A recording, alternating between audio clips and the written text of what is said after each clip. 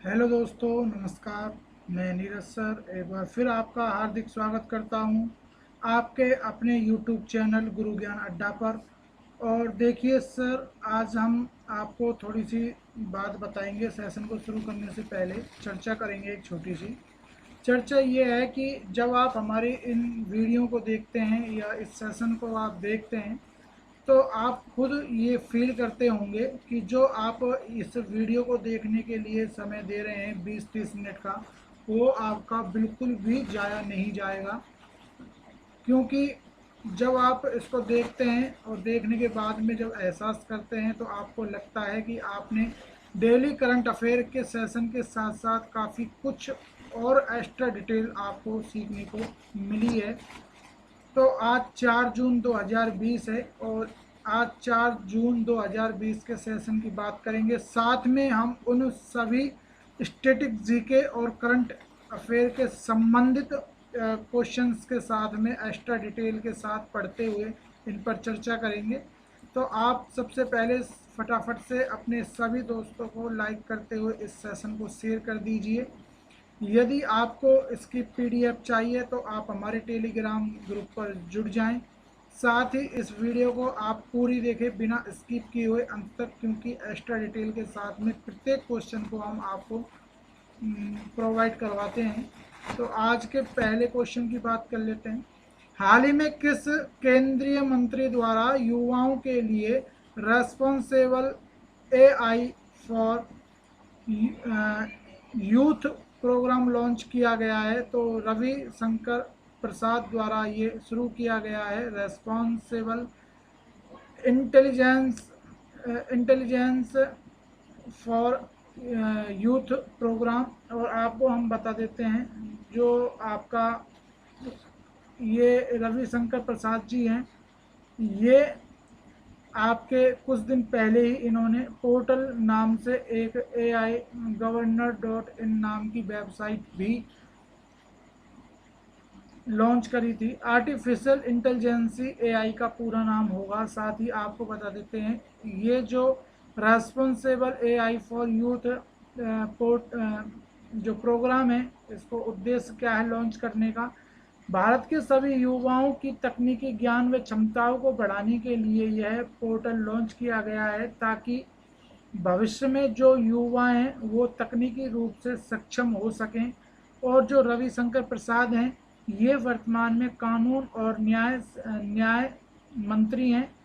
साथ में इलेक्ट्रॉनिक और IT मंत्री भी हैं। और इनका लोकसभा क्षेत्र है पटना साहिब, बिहार। इसी के साथ ही अगले क्वेश्चन की चर्चा कर लेते हैं। हाल ही में SBI के नए MD के रूप में किसे नियुक्त किया गया है? तो अश्वनी भाटिया को हाल ही में SBI के नए MD के रूप में नियुक्त किया गया है। ये अभी तक SBI में DMD यानी कि डिप्टी मैनेजिंग डायरेक्टर थे, लेकिन अब इनको MD बना दिया गया है।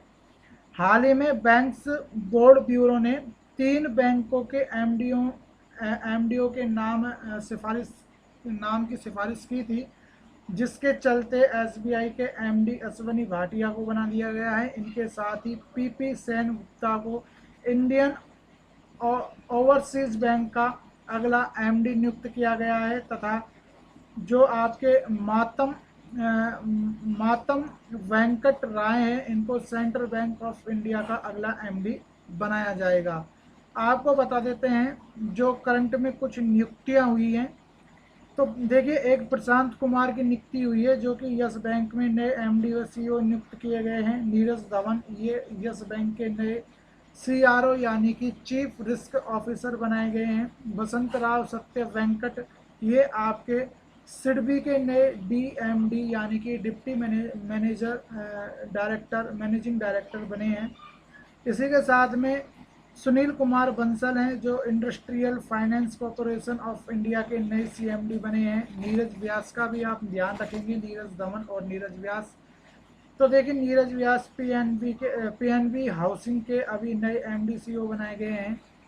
एक आपके जुबेर इकबाल हैं, जिनको जम्मू कश्मीर बैंक के नए MD के रूप में नियुक्त किया गया है। और ये सभी नियुक्तियां अभी हाल ही में 2 महीने के अंदर अंदर की हैं। इसी के साथ ही एसबीआई में आपको पता ही है 4 एमडी होते हैं, जिनमें अभी आपके पी के गुप्ता हैं जो मार्च 2020 में रिटायर हो गए थे, उनकी जगह अपॉइंट हुए हैं आपके अश्वनी भाटिया जी।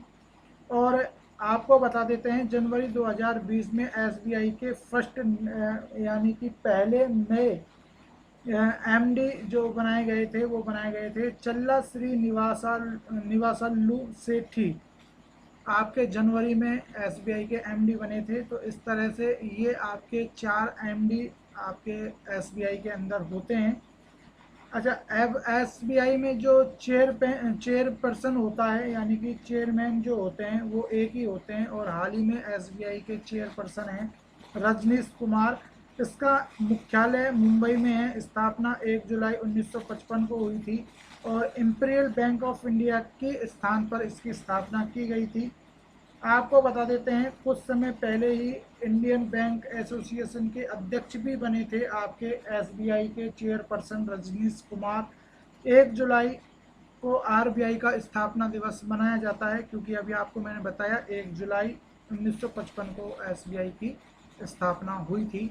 इसी के साथ अगले क्वेश्चन की चर्चा कर लेते हैं। हाल ही में मौसम विभाग ने किस चक्रवाती तूफान के महाराष्ट्र और गुजरात से टकराने की चेतावनी दी है? तो ये निसर्ग तूफान है, और जो निसर्ग तूफान है ये हाल ही में यानी कि 3 जून को आपका जो अरब सागर है वहाँ ये उठ रहा है, और 3 जून को ये आपका महाराष्ट्र और गुजरात के समुद्रवर्ती तटों से टकराएगा।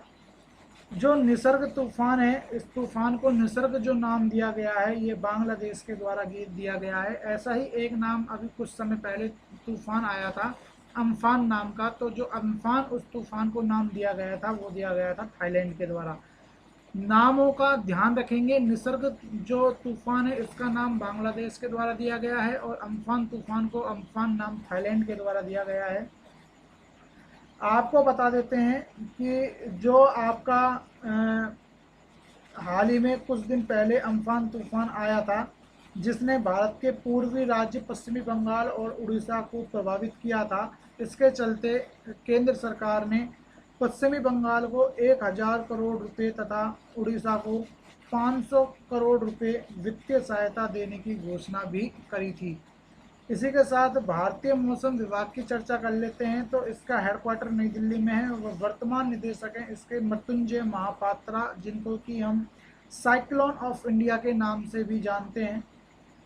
करंट अफेयर की अगर बात करूं, करंट जीके की, तो देखिए हाल ही में भारतीय मौसम विभाग ने मौसम सेवाओं की जानकारी के लिए एक उमंग उमंग ऐप लॉन्च किया था। इसी के साथ ही कुछ समय पहले ये भारतीय मौसम विभाग जो वेबसाइट है उस पर भारतीय मौसम विभाग के द्वारा पीओके के जो 2 शहर हैं मुजफ्फराबाद और गिलगित बल्टिस्तान, इनका मौसम हाल भी बताने लगा है, जिससे अब जो आपका एलओसी है यानी कि लाइन ऑफ कंट्रोल, उस पर काफ़ी हलचल देखी जा रही है पाकिस्तान की तरफ से। यानी कि जैसे ही इन मौसम विभाग ने 2 शहरों का पाक पीओके के 2 शहरों का मौसम हाल बताना शुरू किया तो पाक में खलबली मच गई है।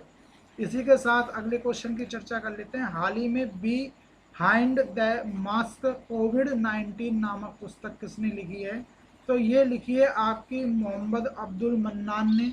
इस किताब में कोरोना वायरस की उत्पत्ति, कोरोना वायरस के फैलने यानी कि इसके प्रसार के बारे में, और इससे जो विश्व में आर्थिक मंदी आई है या कहें विश्व इससे प्रभावित हुआ है, उन सब प्रमुख बातों का उल्लेख इसमें किया गया है। इसी के साथ ही आपको कुछ और हाल ही में चर्चित जो वर्ल्ड फेमस या इंडिया जो फेमस बुक रही हैं उनके बारे में भी चर्चा कर लेते हैं। तो देखिए वी कृष्ण स्वामी हैं, इन्होंने shuttling to the top story of P V Sindhu के ऊपर एक किताब लिखी थी। और मैरी जॉर्डन है जो कि एक अमेरिकी राइटर हैं, the art of her deal untold story of Melania Trump के ऊपर इन्होंने किताब लिखी थी। और जो मलानिया ट्रंप हैं ये डोनाल्ड ट्रंप अमेरिकी राष्ट्रपति की पत्नी हैं। जेके राउलिंग का नाम ध्यान रखेंगे, 2 दिन पहले ही पढ़ा था। द इको बॉग नामक पुस्तक इन्होंने जारी की है, जिसका अभी जो ऑनलाइन संस्करण है वो लॉन्च किया गया है। और जो जे के राउलिंग है, ये जो महान उपन्यास है हैरी पॉटर, उसकी लेखिका भी हैं। उस सीरीज जो हैरी पॉटर सीरीज है उसको इन्होंने लिखा है। इसके साथ ही फांग फांग का भी नाम ध्यान रखना है। ये एक चाइनीज राइटर हैं जिन्होंने Wuhan diary dispatches from a quarantined city पुस्तक आपकी लिखी है। इसी के साथ में फांग फांग के नाम से एक फेई फेई मुझे याद आ रहा है शब्द। जो फेई फेई है ये आपका 2022 में एशियन पैरा गेम्स का मॉस्कट आपका बना है। इसी के साथ ही सुधा मूर्ति की बात कर लेते हैं, जिन्होंने हाउ द ओनियन कोडियट्स लेयर नामक पुस्तक लिखी है और ये इन्फोसिस की चेयरपर्सन है। इसी के साथ वी एन थापर, नेहा द्विवेदी ने मिलकर Vijyant at Kargil the life of a Kargil hero नामक पुस्तक लिखी थी। और ये पुस्तक 1999 का जो भारत पाकिस्तान कारगिल युद्ध हुआ था उसके एक शहीद हो गए थे कैप्टन, जिसका नाम था विजयंत, कैप्टन विजयंत, इनके ऊपर लिखी गई है। और जो कैप्टन विजयंत है इनको कारगिल युद्ध में साहसपूर्ण साहस दिखाने के लिए इनको वीर चक्र से भी सम्मानित किया गया है। और जो हमारा कारगिल दिवस है वो 21 जुलाई को प्रतिवर्ष मनाया जाता है। गिरीश कुबेर का नाम भी आप ध्यान रखेंगे, क्योंकि इन्होंने Shivaji in South Block the unwritten story of a proud people नामक पुस्तक लिखी थी। और आपको बता देते हैं कि जो हाल ही में 2019 में शिवाजी के नाम से मुझे ध्यान आ रहा है, जो मुंबई एयरपोर्ट है इसका नाम बदलकर छत्रपति शिवाजी महाराज अंतर्राष्ट्रीय हवाई अड्डा या विमान क्षेत्र कर दिया गया था, क्योंकि इसका जो पहला नाम था वो था छत्रपति शिवाजी अंतर्राष्ट्रीय हवाई अड्डा। तो ये कुछ टर्म्स आप इस क्वेश्चन से संबंधित याद रखेंगे और आप इनको ही याद कर लें, क्योंकि इनसे बाहर कोई आपका क्वेश्चन एग्जाम में नहीं पूछा जाएगा। इसी के साथ अगले क्वेश्चन की चर्चा कर लेते हैं। तो हाल ही में शुरू की गई पीएम स्वनिधि योजना में इंडस्ट्रीज वेंडर्स को कितने रुपए तक का ऋण दिया जाएगा? तो 10,000 रुपये तक का ऋण इनको दिया जाएगा। तो एक्चुअली में देखिए क्या है ये स्ट्रीट वेंडर्स। तो देखिए स्ट्रीट वेंडर्स उनको कहते हैं जो लोग ठेले या रेडी वगैरह लगाकर अपना जीवन यापन करते हैं, जैसे कुछ माल बेचते हैं या छोटे मोटे सामान बेचते हैं रेडियो के जरिए, या फिर जैसे कि कोई चाट पकौड़ी भल्ला टिक्की गोलगप्पे वगैरह जो बेचते हैं, ऐसे लोगों को स्ट्रीट वेंडर्स कहा जाता है। और इनके लिए केंद्र सरकार ने जो पीएम स्वनिधि योजना है इसके तहत 10,000 रुपये तक का ऋण दिया जाएगा। तो आपको डिटेल में बता देते हैं। सड़क किनारे पर ठेले या रेहड़ियों लगाकर दुकानदारी करने वाले लोगों के लिए प्रधानमंत्री द्वारा पीएम स्वनिधि योजना को मंजूरी दे दी है। इसको प्रधानमंत्री स्ट्रीट वेंडर्स आत्मनिर्भर योजना भी कहते हैं, ये आप ध्यान रखेंगे। इस योजना के तहत स्ट्रीट वेंडर्स को 10,000 रुपये तक का लोन दिया जाएगा, वो भी बिना किसी ब्याज के। इसके साथ ताकि बिना ब्याज के दिया जाएगा ताकि वो अपनी आजीविका को फिर से शुरू कर सके, इस उद्देश्य के साथ में ये लोन दिया जाएगा।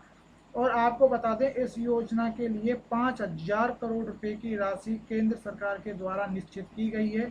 और इस लोन को लेने के लिए किसी भी जो स्ट्रीट वेंडर है उसको किसी भी प्रकार की कोई गारंटी देने की जरूरत नहीं पड़ेगी। यह योजना की घोषणा वित्त मंत्री द्वारा आत्मनिर्भर जो भारत अभियान आपका पैकेज शुरू हुआ था उसके अंतर्गत की गई थी। और आत्मनिर्भर भारत अभियान के अंतर्गत भारतीय अर्थव्यवस्था को पुनर्जीवित करने के लिए 20 लाख करोड़ रुपए का पैकेज की घोषणा की गई थी। तो ये आप ध्यान रखेंगे कि कितनी राशि जो हमारा आत्मनिर्भर भारत अभियान जो चला है इसके अंतर्गत आवंटित की गई है। तो 20 लाख करोड़ रुपए आवंटित की गई थी। ये हमारा जो भारत की जीडीपी है उसका 10% है। तो ये भी आपको ध्यान रखना है। इसी के साथ अगले क्वेश्चन की चर्चा कर लेते हैं। हाल ही में किसने भारत सरकार के इस्पात मंत्रालय के सचिव मतलब कौन नियुक्त हुए हैं या किसे बनाया गया है, तो ये बनाए गए हैं आपके प्रदीप कुमार त्रिपाठी। देखिए फ्रेंड्स, जो भी आपकी कटिंग हो रही है वीडियो में, जो आपको पूरे शब्द नहीं दिखाई दे रहे हैं या मिसप्रिंट है, उनको करेक्शन करके आपको पीडीएफ में पूरा उपलब्ध कराया जाएगा। इसलिए आप पीडीएफ हमारे टेलीग्राम ग्रुप से जुड़कर डाउनलोड कर लें। डिस्क्रिप्शन में आपको लिंक पीडीएफ का मिल जाएगा हमारे टेलीग्राम ग्रुप का। तो देखिए, प्रदीप कुमार त्रिपाठी हैं, इनको हाल ही में इस्पात मंत्रालय के सचिव के रूप में नियुक्त किया गया है। इसी के साथ ही मेरे को ध्यान आता है अरविंद कुमार शर्मा का नाम, जो कि कुछ समय पहले ही सूक्ष्म लघु और मध्यम उद्यम मंत्रालय के मुख्य सचिव बने थे। और जो एमएसएमई इसको बोला जाता है मंत्रालय को, और इस मंत्रालय के जो मंत्री हैं वर्तमान में, वो हैं नितिन गडकरी। अजय तिर्की साहब का नाम मेरे ध्यान आता है, जिनको कुछ समय पहले ही महिला एवं बाल विकास मंत्रालय में सचिव बनाया गया है। और इस विभाग या इस मंत्रालय की जो अभी वर्तमान में मंत्री हैं, वो हैं स्मृति ईरानी, जिनका लोकसभा क्षेत्र अमेठी उत्तर प्रदेश है। गिरधर अरमाने का भी नाम आपको ध्यान रखना है, सड़क परिवहन और राजमार्ग मंत्रालय के सचिव बने हैं। और ये नितिन गडकरी जी के पास में मंत्रालय अभी हाल ही में है। और नितिन गडकरी जी लोकसभा क्षेत्र नागपुर से आते हैं जीतकर। आर के चतुर्वेदी जी का नाम आपको ध्यान रखना है, हाल ही में रसायन व पेट्रोकेमिकल विभाग के सचिव बनाए गए हैं। और जो आपके रसायन व आपके जो ये जो विभाग है, ये आपका इस्पात और पेट्रोलियम एवं प्राकृतिक गैस मंत्रालय के अधीन आता है। और आपको बता देते हैं, इन दोनों मंत्रालय यानी कि इस्पात और पेट्रोलियम एवं प्राकृतिक गैस मंत्रालय के मंत्री वर्तमान में धर्मेंद्र प्रधान हैं, जो कि राज्यसभा सांसद हैं मध्य प्रदेश से। फग्गन सिंह कुलस्ते, इनका नाम आपको ध्यान रखना है, ये केंद्रीय इस्पात राज्य मंत्री हैं। क्योंकि तीन प्रकार के मंत्री होते हैं, एक तो स्वतंत्र विभाग के मंत्री, एक राज्य मंत्री और एक डायरेक्ट कैबिनेट मंत्री। तो उसमें से जो राज्य मंत्री हैं वो हैं आपके फग्गन सिंह कुलस्ते, केंद्रीय इस्पात राज्य मंत्री। और इनका जो लोकसभा क्षेत्र है वो मंडला मध्य प्रदेश है। देखिए फ्रेंड्स, अगले क्वेश्चन की चर्चा करने से पहले आपसे निवेदन रहेगा कि जो हम आपके लिए इतनी हेल्प कर रहे हैं, इस वीडियो को प्रोवाइड करवा रहे हैं पूरी डिटेल में, पूरे ढंग से, सहज और सरल भाषा में, तो प्लीज़ आप भी हमारी हेल्प कीजिए अपने दोस्तों में इसे अधिक से अधिक शेयर करके, लाइक करके, कमेंट्स करके। और साथ ही आप हमारे टेलीग्राम ग्रुप से भी ज़रूर जुड़ जाएं। देखिए, अगले क्वेश्चन की चर्चा करेंगे। हाल ही में किस राज्य सरकार ने विशेष आजीविका हस्तक्षेप योजना को मंजूरी दी है? तो ये दी है उड़ीसा राज्य सरकार ने। आपको बता देते हैं, हाल ही में नवीन सरकार ने, क्योंकि जो उड़ीसा के मुख्यमंत्री हैं वो नवीन पटनायक हैं, तो नवीन सरकार ने किसानों व प्रवासी कामगारों सहित कोविड-19 महामारी से प्रभावित लोगों की आजीविका में मदद करने व उन्हें पुनः सक्षम बनाने हेतु इस योजना की शुरुआत की है। इसी के साथ ही इस योजना में उड़ीसा सरकार 17,000 करोड़ रुपए व्यय करेगी मार्च 2021 तक। इस योजना को ग्रामीण क्षेत्र में लागू किया जाएगा, ताकि कृषि, मत्स्य पालन, पशुपालन, मनरेगा, लघु व कुटीर उद्योग, हथकरघा उद्योग तथा हस्तशिल्प उद्योग जैसे क्षेत्रों में रोजगार की संभावनाएं पैदा की जा सकें। अब आपको बता देते हैं, हाल ही में उड़ीसा को सिक्किम व मिजोरम के साथ one nation one ration card योजना के साथ जोड़ा गया है। ये इम्पोर्टेंट टर्म्स रहेगा फ्रेंड्स आपका। इसी के साथ हाल ही में अम्फान से प्रभावित व भारी तबाही के बाद केंद्र सरकार द्वारा 5,000 करोड़ रुपए की सहायता केंद्र सरकार के द्वारा यहाँ उड़ीसा को दी गई थी। अब बात कर लेते हैं नवीन पटनायक जी की। तो देखिए नवीन पटनायक जी पेटा इंडिया के हीरो टू एनिमल्स अवार्ड से सम्मानित किए गए हैं। अभी 2020 में जो पेटा इंडिया है उसने इनको ये अवार्ड दिया है। हाल ही में जो कोणार्क आपका टेम्पल था वो कोणार्क शहर और कोणार्क सूर्य मंदिर, जिसे हम ब्लैक पैगोडा के नाम से भी जानते हैं, उसका सौर्यकरण करने की योजना भी यहाँ केंद्र सरकार ने बनाई है, जिसकी चर्चा हमने कुछ दिन पहले ही एक सेशन में क्वेश्चन को पढ़ते हुए की थी। कोविड-19 से मरने वाले पत्रकारों को 15 लाख रुपए की वित्तीय सहायता देने की घोषणा भी उड़ीसा सरकार ने की थी। इसी के साथ स्टैटिक जीके का पोर्शन देखते हैं। तो देखिए भुवनेश्वर यहाँ की राजधानी बनती है। नालको और एक लिंगराज मंदिर आपका भुवनेश्वर में स्थित है।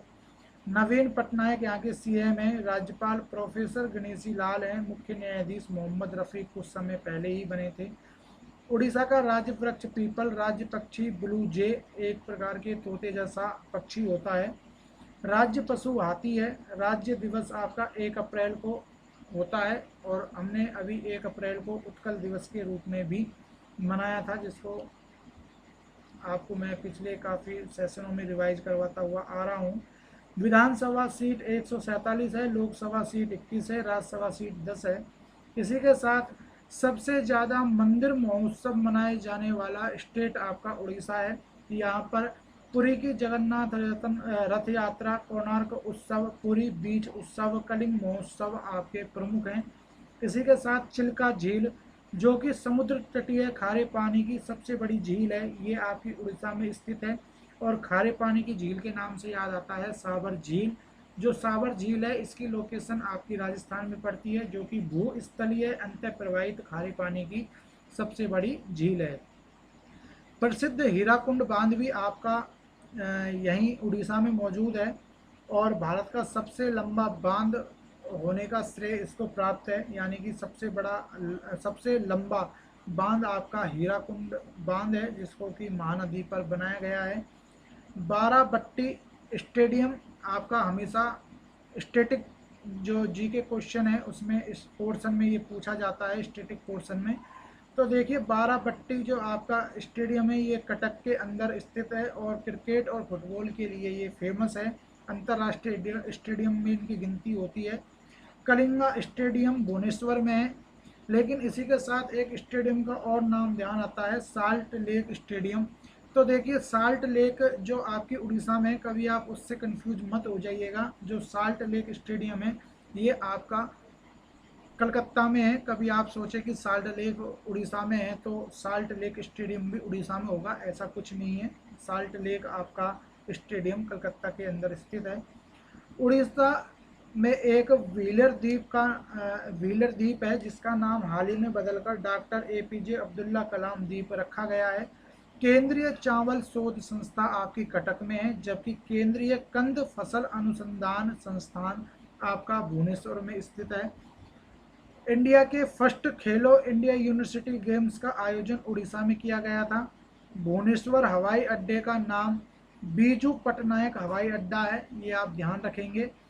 ये जो बीजू पटनायक हैं ये आपके उड़ीसा के पूर्व मुख्यमंत्री हैं और एक पायलट भी रह चुके थे, तो इसलिए इनके नाम पर भुवनेश्वर का जो हवाई अड्डा है उसका नाम रखा गया है।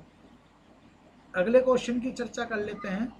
हाल ही में विश्व में कोरोना प्रभावित शीर्ष 10 देशों की सूची में भारत का कौन सा नंबर है? तो भारत इसका शायद टाइपिंग मिस्टेक हो गई है हमारी टेक्निकल टीम से, तो इसको आपको पीडीएफ में सुधार कर दे दिया जाएगा। सुन लीजिए, बता देते हैं बोलकर।